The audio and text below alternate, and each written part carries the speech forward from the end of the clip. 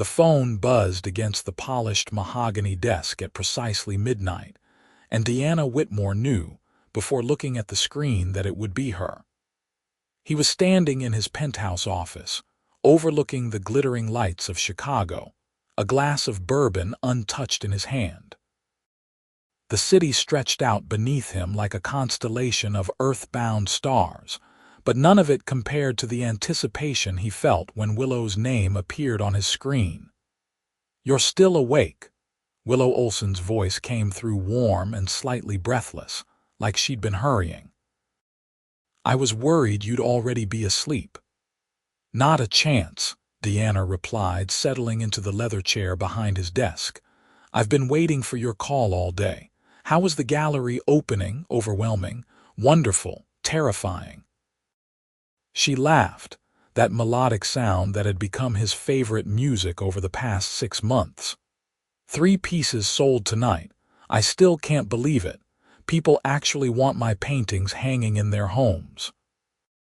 Deanna could hear the joy mixed with disbelief in her voice, and it made his chest tighten with an emotion he was still learning to name. "I wish I could have been there to see it." "I know, me too." There was a pause, filled with 2,000 miles of distance between Chicago and Portland. "But you sent those flowers." "Deanna, the entire gallery was talking about the arrangement. How did you even know peonies were my favorite?" "You mentioned it once," he said simply.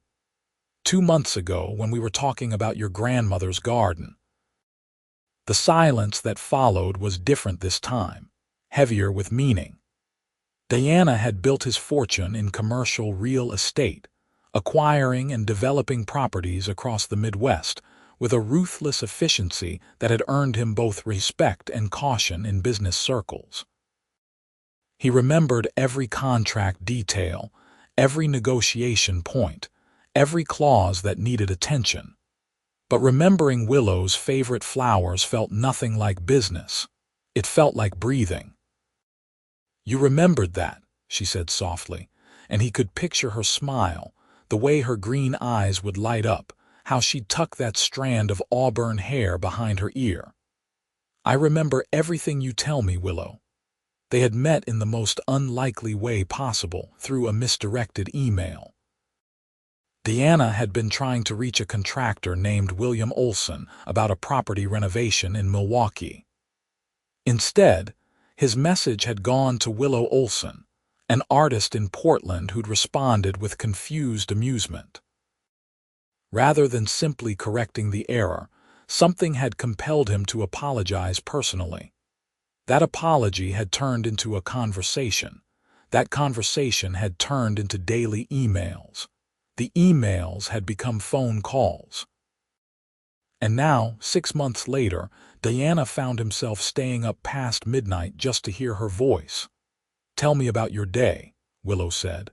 "And I want the real version, not the sanitized highlights." Deanna leaned back, letting the tension ease from his shoulders. This was what he'd come to crave, these late-night conversations where the distance between them somehow made it easier to be honest. "The Riverside project is stalling. My lead investor is getting cold feet about the retail component. He thinks the market's oversaturated." "Is he right?" "Probably. But I've already committed to the residential units, and backing out now would cost me more than pushing forward." He rubbed his jaw, feeling the day's stubble rasp against his palm. "Sometimes I wonder if I'm building all of this for any real reason, or if it's just become what I do." "That sounds lonely," Willow said, and there was no pity in her voice, just understanding.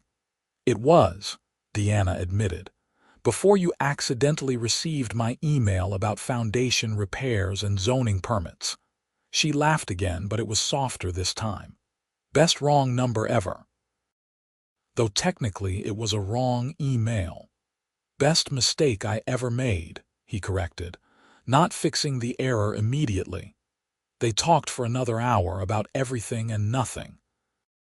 Willow described the nervous artist, whose sculpture had dominated the gallery's center room, how he'd stood beside it all night wringing his hands, until someone finally made an offer.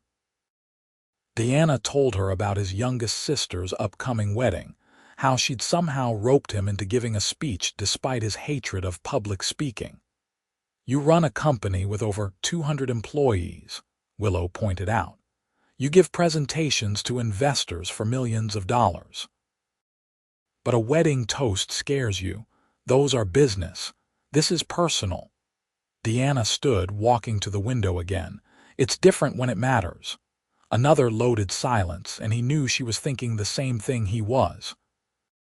Everything between them had become intensely personal over these months, yet they'd never been in the same room together. They'd never shared a meal, never touched, never experienced any of the normal progression of a relationship. Just voices across phone lines, words on screens, and a growing certainty that what they had was somehow more real than anything he'd experienced before. "I have something to tell you," Willow said, her tone shifting. "I got offered a residency. It's a 3-month program, fully funded, working with some incredible established artists." "That's amazing. You should absolutely do it." Deanna meant it, even as he braced for what he suspected was coming next. "It's in Barcelona." There it was, not closer but further. Not 2,000 miles but 5,000, across an ocean and 6 time zones. The distance that already felt impossible was about to become even more so. "When would you leave?" he asked, keeping his voice steady. "End of next month." "Deanna, I know the timing is terrible. We've been talking about finally meeting, maybe me visiting Chicago or you coming to Portland, and now this comes up. But it's such an incredible opportunity." "Don't apologize for chasing your dreams," he said firmly. "I mean that, Willow. This is your career, your passion. You'd regret turning it down. But what about us? What even is us?" The vulnerability in her voice nearly undid him. "We've never even met in person. Maybe this is the universe telling us we're being ridiculous, getting attached to someone we only know through phone calls." Deanna pressed his palm against the cold glass window, watching his breath fog the surface. "Do you think this is ridiculous?" "No," she whispered. "But I'm scared. I'm scared that the distance will prove we were just a fantasy. I'm scared that one of us will meet someone actually available and realize this was all just loneliness and good timing. I'm scared that I'm falling for someone I've never even kissed." His heart hammered against his ribs. She'd never said it quite that directly before. Falling. The word hung between them like a confession and a question. "I'm flying to Portland this weekend," Deanna said, making the decision even as the words left his mouth. "I need to see you. Before you leave for Barcelona, before any more time passes, I need to know if this is real." "Deanna, you can't just drop everything and fly across the country. Watch me."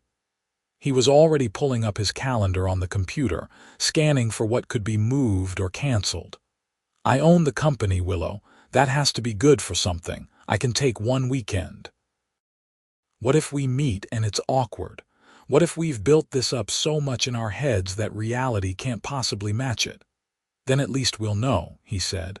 "But I don't think that's what's going to happen. Do you?" She was quiet for a long moment. "No. I think it's going to be terrifying and wonderful and probably complicate everything even more. Send me your address. I'll book a flight for Friday night." After they hung up, Deanna sat in the darkness of his office for a long time, his pulse racing with a mixture of anticipation and fear he hadn't felt since his early 20s. He'd built an empire through careful planning, calculated risks, and never letting emotion cloud his judgment. Everything about this went against his usual approach. He barely knew this woman, at least not in any conventional sense. But he knew how she laughed when something genuinely surprised her versus when she was just being polite. He knew she painted best in the early morning, that she took her coffee with too much cream and not enough sugar, that she'd lost her mother to cancer 3 years ago and still teared up when talking about her. He knew she believed in taking chances even when they scared her, that she'd rather fail spectacularly than succeed at something safe. He knew that talking to her had become the best part of his day, and that terrified him more than any business deal ever had. Friday arrived after what felt like the longest week of Deanna's life. He delegated his meetings, pushed back 2 site visits, and ignored his assistant's barely concealed curiosity about his sudden trip to Portland. The flight itself was torture, every minute stretching impossibly long despite the first-class seat and the work he'd brought to keep himself occupied. Willow had offered to pick him up from the airport, but he declined, wanting a moment to collect himself. Now, standing outside her apartment building in northwest Portland with rain misting down around him, Diana wondered if he'd made a terrible mistake. What if she opened the door and felt nothing? What if 6 months of connection evaporated the moment they were face to face? He pressed the buzzer before he could second-guess himself further. "Come on up," her voice crackled through the speaker, breathless and nervous. "3rd floor, apartment 3B. The stairs seemed steeper than they should have been." Diana found himself checking his reflection in a hallway mirror, adjusting his jacket, running a hand through his dark hair. He dressed casually, jeans and a sweater, not wanting to seem too formal. Now he worried he looked too casual. The door to 3B opened before he could knock. Willow Olson was more beautiful in person than any photo could have captured.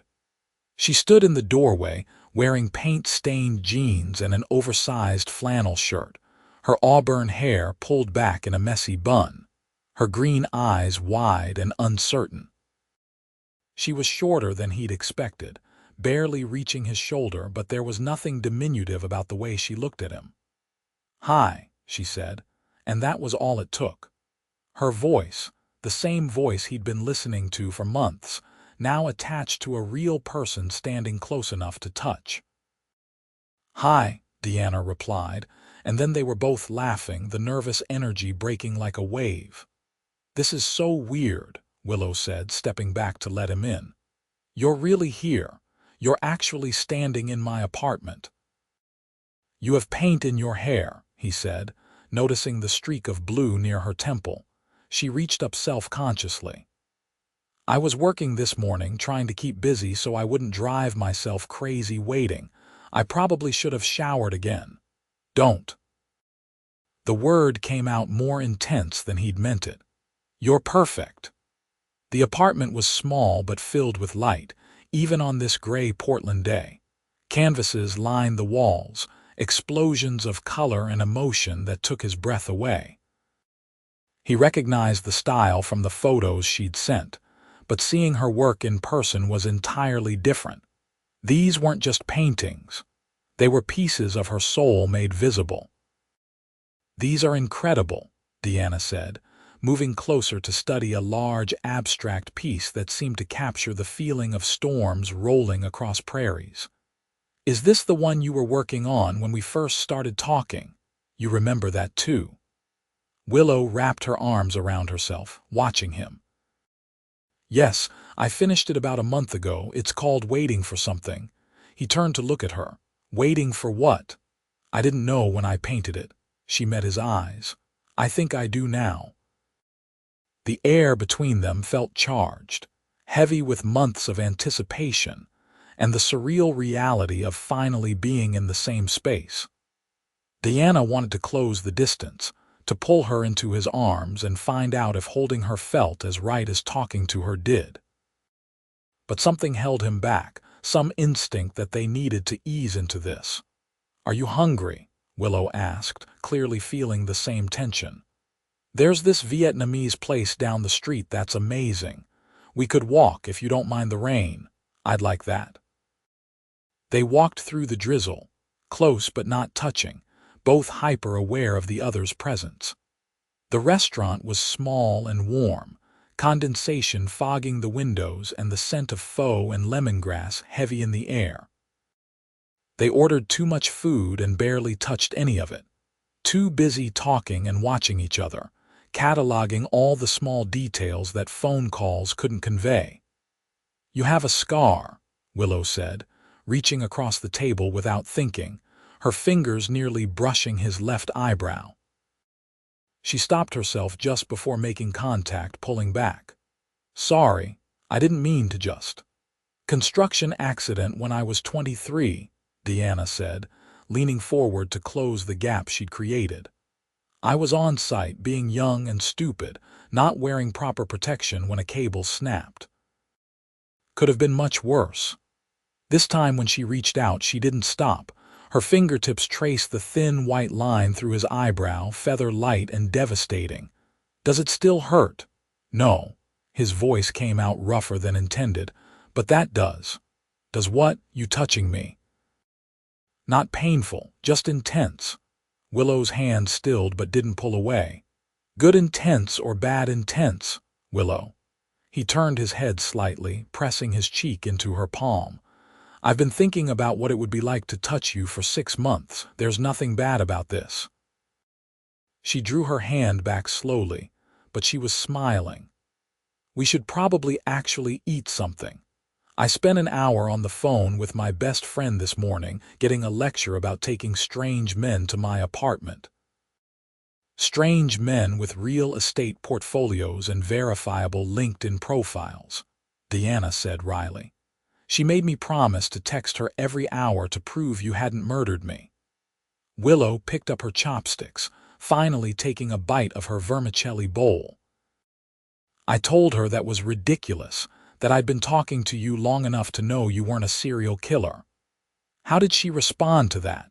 "She said that's exactly what serial killers are good at, seeming trustworthy over the phone." Willow grinned. "Then she made me send her a photo of you when you arrived. She says you're too attractive to be trusted, which apparently is also serial killer behavior." Deanna laughed, some of the tension easing from his shoulders. This was easier now, falling back into the rhythm of conversation they'd established over months. The physical presence was new, but the connection was familiar.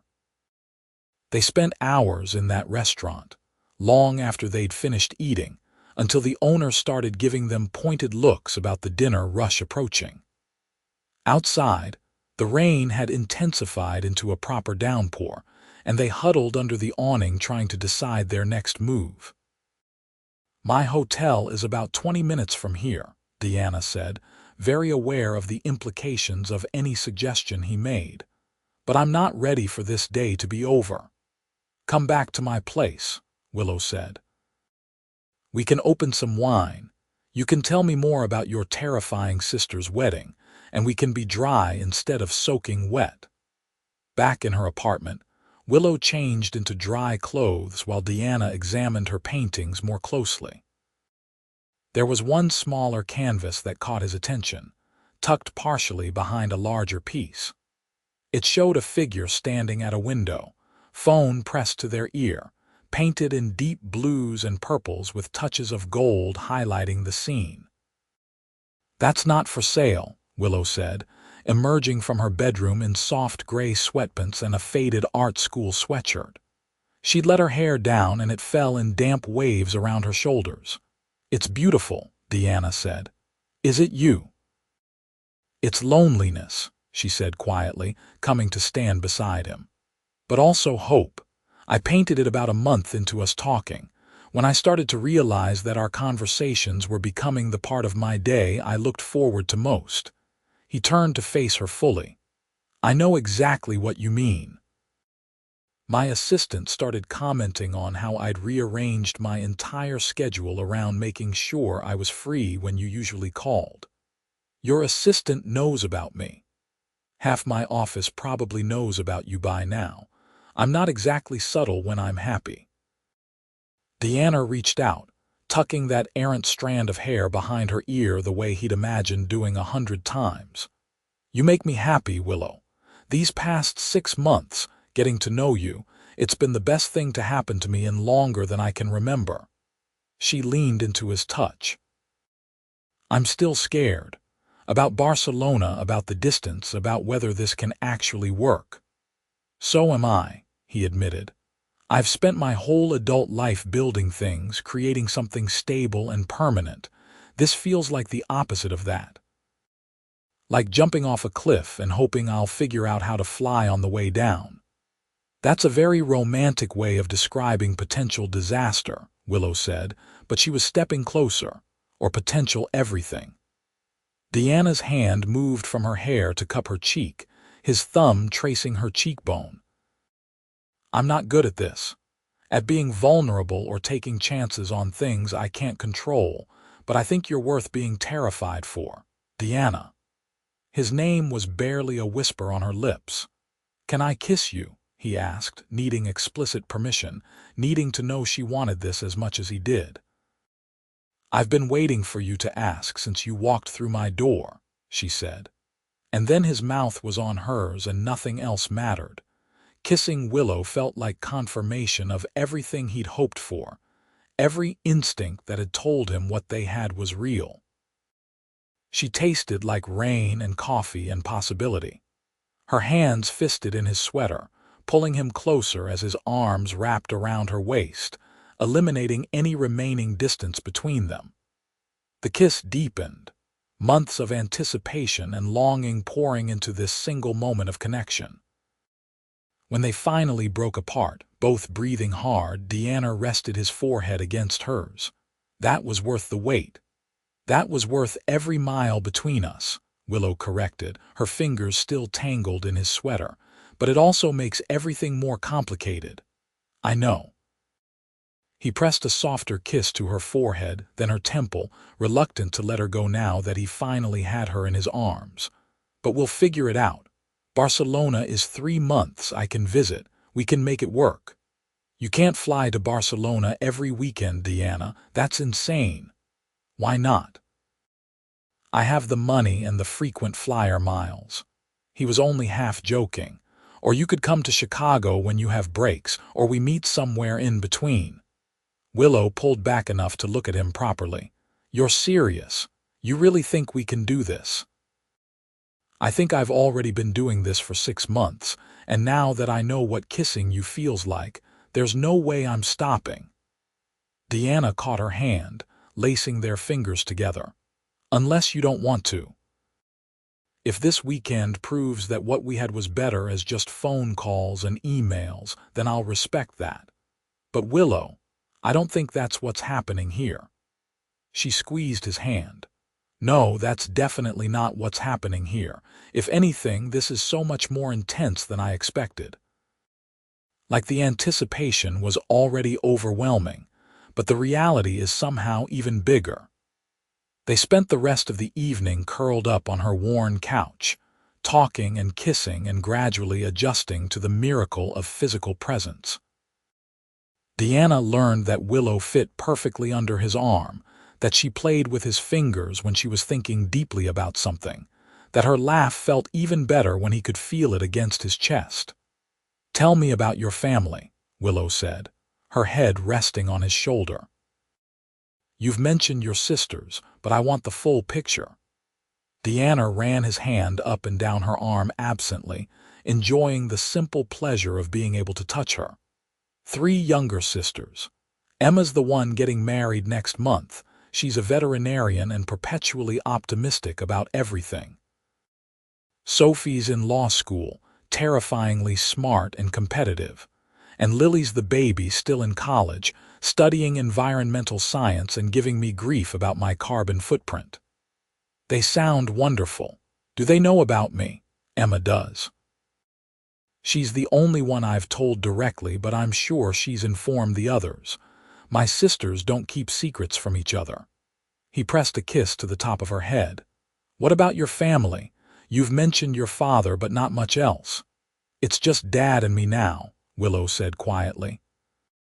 Mom died when I was 22, and I don't have siblings. Dad's a high school English teacher, still in the same small town where I grew up. He worries about me constantly, thinks being an artist is too unstable, but he's supportive anyway. Does he know about me? I told him I've been talking to someone. I think he's relieved I'm not completely isolated up here. She tilted her head to look up at him. I'd like you to meet him sometime if this, whatever this is, continues. When this continues, Deanna corrected. Not if. I'm all in, Willow. I need you to know that. She shifted to kiss him again, slow and sweet. I'm all in too, even though it terrifies me.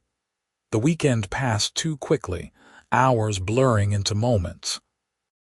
They explored Portland together, wandering through bookstores and coffee shops, walking through the rain like it was sunshine. Deanna met Willow's best friend, Claire, for brunch on Sunday, enduring a thorough interrogation about his intentions while Willow watched with barely suppressed amusement. He's good, Claire announced finally, as if Deanna wasn't sitting right there. You can keep him, but if he breaks your heart, I know people. Terrifying people, Willow confirmed solemnly. She's very protective. As she should be, Deanna said, earning an approving nod from Claire. Sunday evening arrived too soon, and they found themselves back in Willow's apartment, his bag packed by the door, his flight leaving in 3 hours. I don't want you to go, Willow said, wrapped in his arms on the couch. I know you have to, but I don't want you to. I'll be back next weekend, Deanna promised. And the weekend after that, as many weekends as I can manage before you leave for Barcelona. That's crazy. The flights alone are going to cost a fortune. Willow, I'm a millionaire. Let me spend my money on things that actually matter. He tilted her chin up to meet his eyes. You matter, this matters, everything else is just numbers in accounts. She kissed him and he could taste the salt of tears on her lips. How did this happen? How did a wrong email turn into this? Luck, fate, excellent timing. Deanna wiped her tears with his thumbs. Does it matter? I'm just grateful it did. The goodbye at her apartment was harder than any departure he'd experienced in his business life. Pulling away from her felt physically painful, like leaving part of himself behind. But they had a plan now, a framework for how to navigate the distance. That had to be enough. The next month fell into a rhythm that was exhausting and exhilarating in equal measure. Deanna flew to Portland every weekend he could manage, rearranging his life around these brief windows of time with Willow. They video called daily, sometimes multiple times, stealing moments between her preparation for Barcelona and his endless business obligations. His assistant, Margaret, started booking his Portland flights without being asked. His sisters demanded to meet this mysterious woman, who had their usually serious brother grinning at his phone during family dinners. His business partners commented on how distracted he seemed during meetings, though his work never actually suffered. You're in love with her, Emma said, when he finally confessed the full situation to his sisters over dinner in Chicago. You know that, right? Deanna looked at the 3 women who knew him better than anyone, who'd watched him build his company from nothing, who'd never seen him seriously date anyone for longer than a few months. Yes, I know. And she's moving to Barcelona for 3 months, Sophie said, ever the practical one. That's going to be rough. We'll make it work. He said it with more confidence than he felt. How serious is this? Lily asked. Like, are we talking potential future sister-in-law serious? The question should have terrified him. Instead, Deanna found himself smiling. It's too soon to say for sure. But yes, I think so, if she'll have me. Then you need to tell her, Emma said firmly. Before she leaves, don't let her go to Barcelona without knowing exactly how you feel. The advice echoed in his head 2 weeks later as he helped Willow pack for her residency. They'd fallen into an easy domesticity over the past month, her apartment becoming as familiar to him as his own penthouse. He'd learned how she organized her art supplies with meticulous care, despite her apparent chaos everywhere else. How she stress-baked when worried about her work. How she looked first thing in the morning with her hair wild and her eyes still soft with sleep. "I can't believe I'm actually doing this," Willow said, carefully wrapping a set of brushes in protective cloth. 3 months in Barcelona, working with artists I've admired for years. "You're going to be amazing," Deanna said, folding a sweater and adding it to her suitcase. "They're lucky to have you." She paused in her packing, looking at him with an expression he couldn't quite read. "Come with me." "What, to Barcelona?" "Not for the whole time, obviously, but come with me for the first week. Help me get settled, see the city together before I'm buried in work." Willow crossed the room to stand in front of him. "I know it's a lot to ask, but I want to start this adventure with you, not say goodbye to you, and then start it alone." Diana pulled up his mental calendar, running through the commitments he had over the next 2 weeks. There was the Riverside Project meeting, the quarterly reviews, his mother's birthday dinner. All of it suddenly felt insignificant compared to the hope in Willow's eyes. "Okay," he said. "Okay," she lit up like sunrise. "Really? You can just drop everything and come to Barcelona?" "I told you before, I'm all in." He pulled her close, kissing her soundly. "Besides, I've never been to Barcelona. Seems like the perfect time to fix that." Barcelona was a revelation, a city that seemed designed for romance with its winding streets and incredible architecture. They arrived jet-lagged and disoriented, stumbling into their hotel as the sun rose over the Mediterranean. Deanna had booked a suite with a view of the Sagrada Familia, and they stood on the balcony watching the light change across Gaudi's masterpiece, still not quite believing they were there together. "This is surreal," Willow said, leaning back against his chest as his arms wrapped around her waist. "A month ago I was having a panic attack about whether meeting you in person would ruin everything. Now we're in Barcelona together. Do you regret it? Any of it? Not even a little bit." She turned in his arms to face him. "Deanna, I'm in love with you. I think I have been for months, but I was too scared to admit it. But standing here in this incredible city with you, I don't want to be scared anymore." His heart hammered in his chest, joy flooding through him with such intensity he could barely breathe. "I love you too. I've been waiting for the right moment to tell you, but I think you just stole my thunder." She laughed, that beautiful sound he'd first fallen for through a phone line. "We can share the thunder. I'm good at sharing. I've noticed." He kissed her, tasting salt air and happiness and future possibilities. "I love you, Willow Olsen. I love your art and your laugh and the way you make me want to be brave enough to leap off cliffs. I love that a misdirected email led me to you. I love you, Deanna Whitmore." She kissed him back, her hands framing his face. "I love your steadiness and your dry humor and how you remember every tiny detail I tell you. I love that you flew across an ocean just to help me settle in."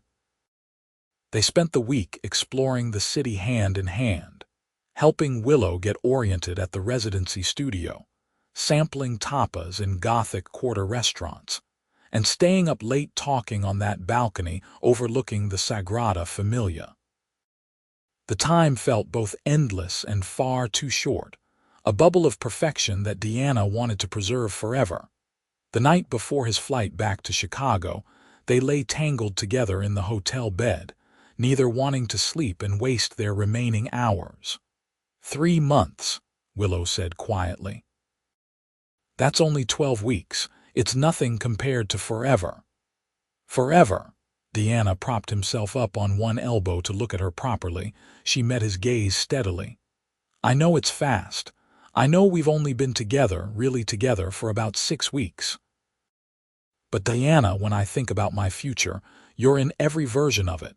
So yes, forever. If that doesn't scare you away. The only thing that scares me is the thought of you not being in my future." He traced the line of her jaw, memorizing every detail of this moment. When you come back from Barcelona, move in with me, in Chicago. I know that's asking you to leave Portland to uproot your whole life, but I'm asking anyway. Yes, Willow said immediately. Yes, I'll move to Chicago. I'll move anywhere if it means not having to say goodbye to you every weekend. You're sure? Your art community is in Portland, your friends, your whole life. My life is wherever you are now, she said simply. We'll figure out the rest. Chicago has art communities too, and I can always keep my apartment in Portland as a studio space if I need to visit. Deanna kissed her, trying to pour every ounce of love and gratitude and promise into the gesture. 3 months apart, and then forever together. I can handle that. Me too. The 3 months that followed tested both of them in ways they hadn't anticipated. The 6-hour time difference made spontaneous calls difficult. Their carefully scheduled video chats often disrupted by Willow's intensive residency schedule.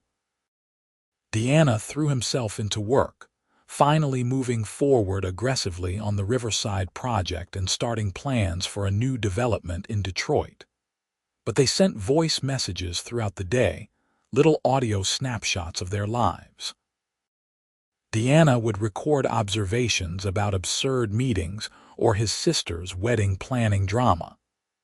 Willow sent him recordings from Barcelona's streets, the sounds of the city she was falling in love with, descriptions of the incredible artists she was working alongside. I miss you so much it physically hurts sometimes, Willow confessed during one of their late-night video calls, 7 weeks into her residency. But I'm also doing the best work of my life. This experience is changing everything about how I approach my art. I'm so proud of you, Deanna said, meaning it despite the ache of missing her. Show me what you're working on. She turned her laptop, revealing a massive canvas covered in bold strokes of color, abstract but somehow deeply emotional. It's called Distance.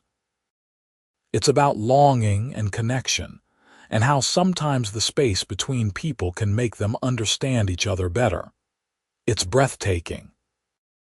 He studied the piece, recognizing elements that reminded him of Chicago's skyline blended with Barcelona's distinctive architecture, separated by sweeping blues that could have been ocean or sky or simply the miles between them. Is it about us? Everything I paint these days is about us, Willow admitted. About what we're building despite the distance, or maybe because of it. Deanna found himself understanding what she meant more as the weeks passed. The enforced separation had made them communicate with an honesty and intentionality that might not have developed as quickly otherwise. They couldn't rely on physical presence or gestures. Everything had to be said explicitly. There were no ambiguities left, no questions about how they felt or what they wanted. He flew to Barcelona twice more during her residency, long weekend trips, where they crammed as much as possible into 50 hours together. They talked seriously about logistics, about what her move to Chicago would look like practically. Deanna started looking at larger properties, places with good light for her studio, space for her to work and create. You don't have to change your whole life for me, Willow protested during his second visit, when he showed her listings for loft apartments with northern exposure. I'm not changing my life. I'm expanding it to include you properly. He pulled her onto his lap, the tablet with apartment listings forgotten beside them.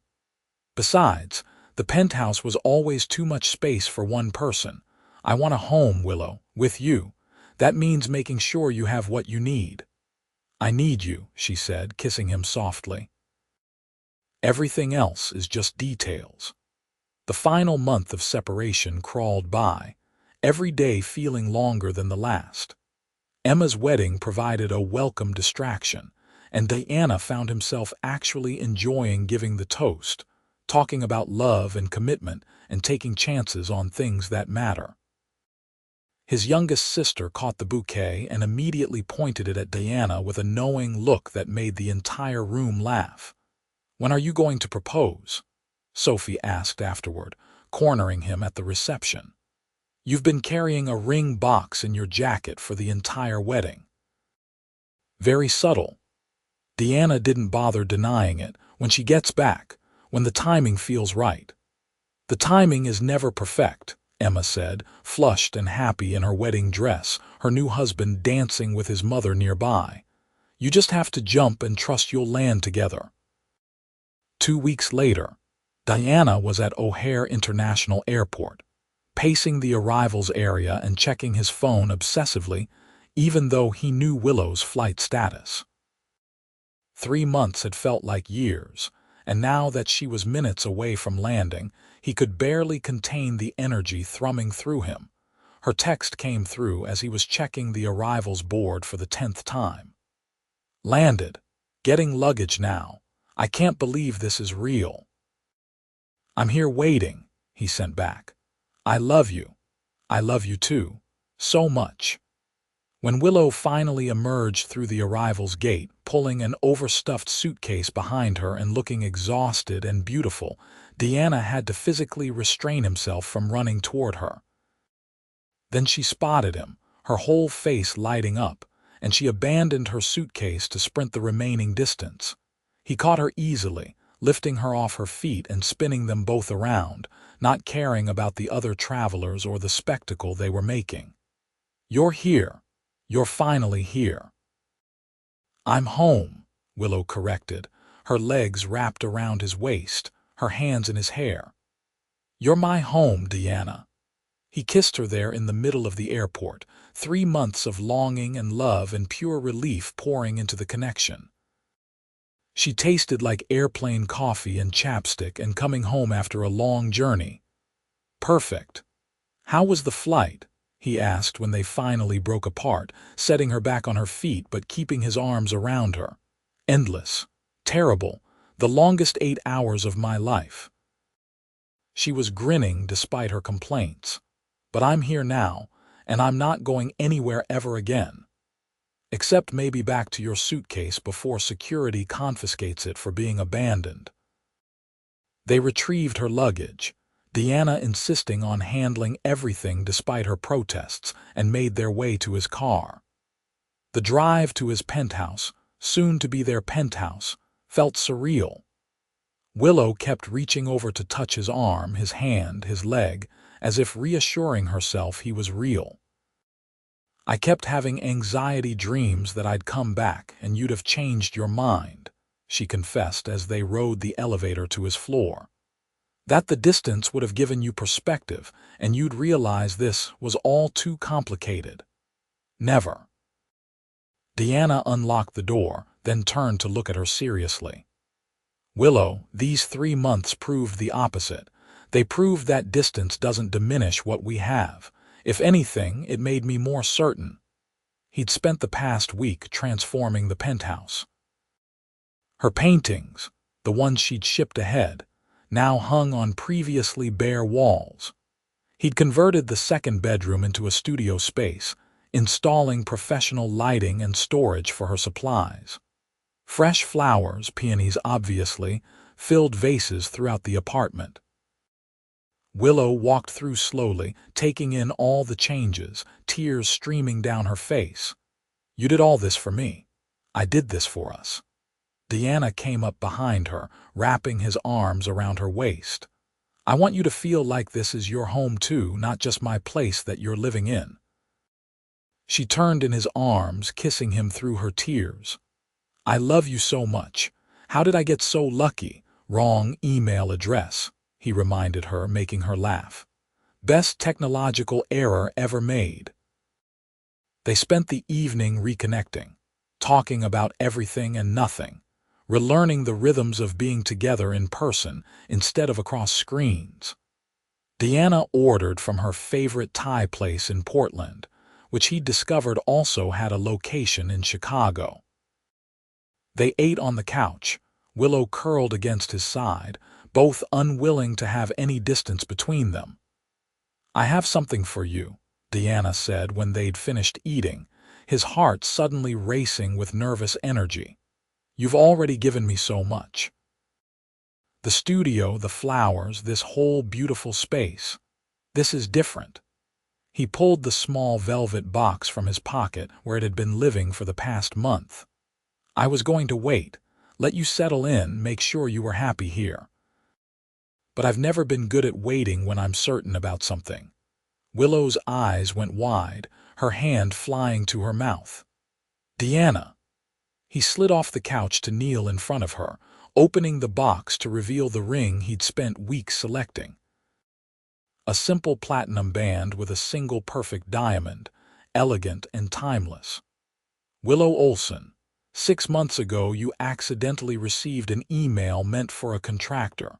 That mistake became the best thing that ever happened to me. You've taught me that distance is meaningless when you've found the right person, that vulnerability is strength, that taking chances is worth it when the payoff is this much love. I want to spend the rest of my life discovering new things to love about you. Will you marry me?" "Yes." She was crying again, laughing through the tears. "Yes, absolutely yes. 1,000 times yes." He slid the ring onto her finger, then pulled her down off the couch and into his arms, kissing her with every ounce of love and joy and promise he possessed. She was here, she was his, and this was just the beginning. "I can't believe you proposed on my first night back," Willow said later, admiring the ring on her finger as they lay tangled together in his bed. "I look terrible, I'm jet-lagged, my hair is a disaster." "You look perfect," Deanna corrected, pressing a kiss to her temple. "And I couldn't wait another day. I've been carrying that ring around for a month, terrified I'd somehow lose it or accidentally propose at a terrible moment. This was perfect." She shifted to look at him properly. "Everything about this is perfect, about us. Even the hard parts, the distance, the uncertainty, it all led us here." "To forever," he said. "To forever," she agreed. The engagement sparked a flurry of activity. Deanna's sisters demanded to meet Willow immediately, descending on the penthouse for an impromptu dinner that turned into an all-night conversation. They embraced her instantly, teasing Deanna mercilessly about how smitten he was and making Willow promise to share embarrassing stories about him. "I always knew when he found the right person, he'd go all in," Emma confided to Willow while Deanna and Sophie argued about wedding venue options. "But I've never seen him this happy. You're good for him." "He's good for me too," Willow said, watching Deanna with such obvious love that Emma had to resist the urge to hug her future sister-in-law again.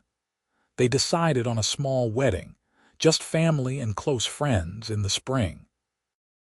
Willow's father flew in from Oregon, and Deanna watched nervously as the older man evaluated him with a teacher's assessing eye. "You make my daughter happy," Mr. Olson said finally, shaking Deanna's hand. "That's all I've ever wanted for her. Take care of her."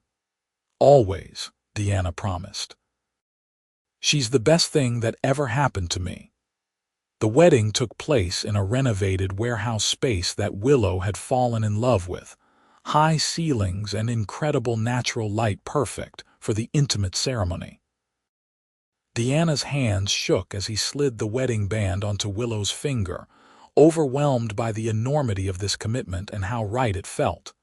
"I love you," he whispered as the officiant pronounced them married. "My accidental email miracle." "I love you too," she whispered back. "My millionaire who maintained long distance and discovered the miles made us stronger." The reception was joyful and chaotic, Diana's business partners mingling with Willow's artist friends, everyone united in celebrating this unlikely love story.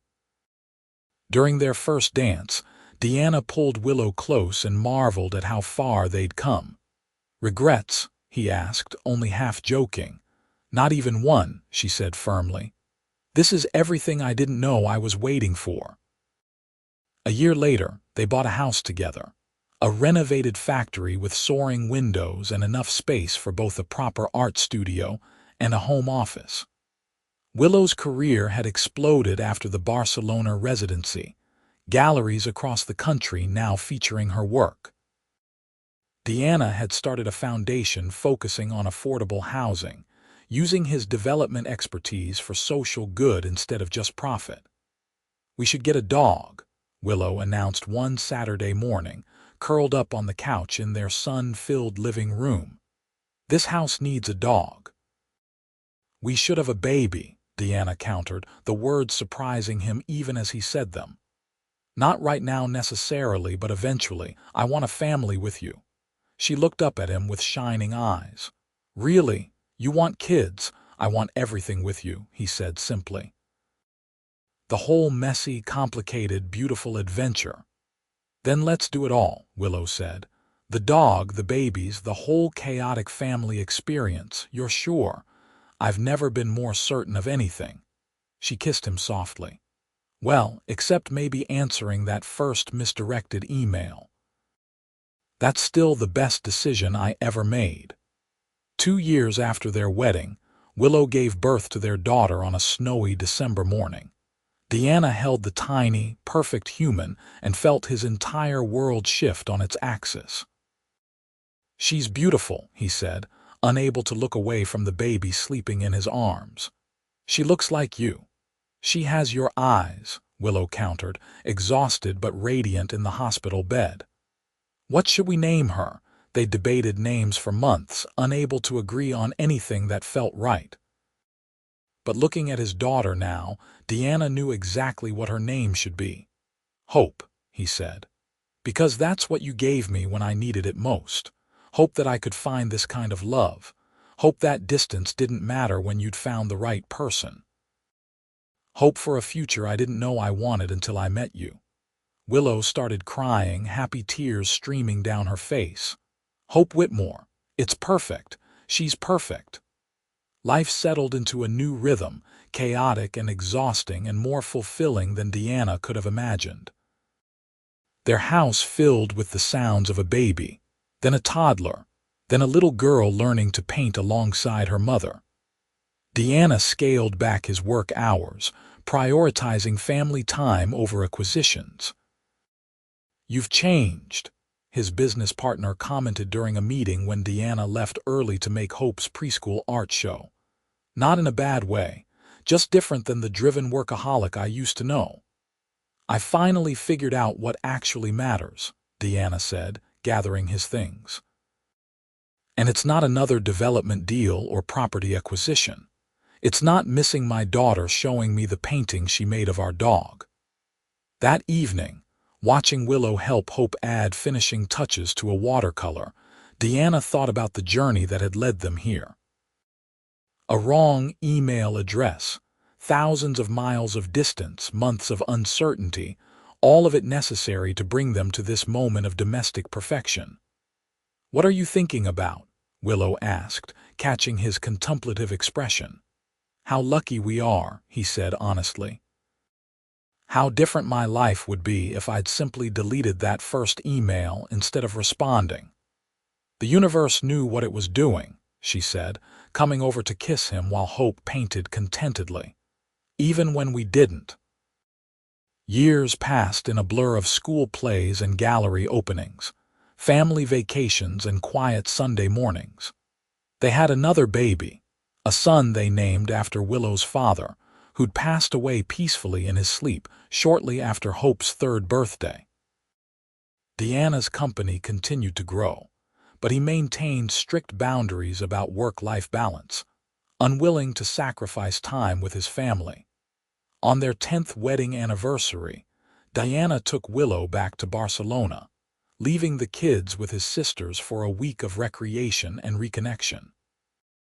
They visited the places they'd explored together during that first transformative week, marveling at how much had changed and how much had stayed the same.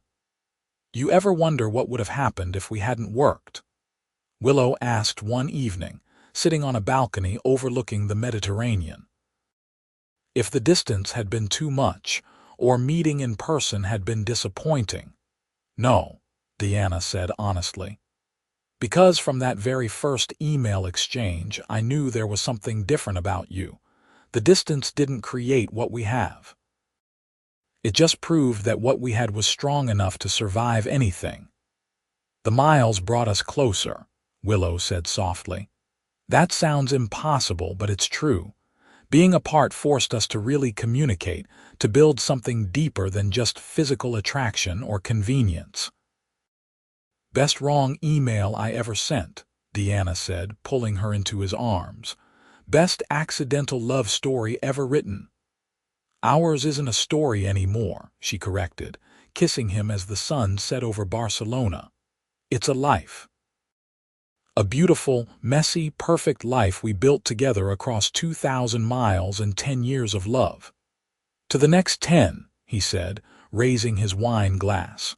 To forever, she replied, clinking her glass against his. To distance that brought us closer, to wrong emails that let us right, and to love that was worth every mile between us. They sat together watching the lights of the city come alive.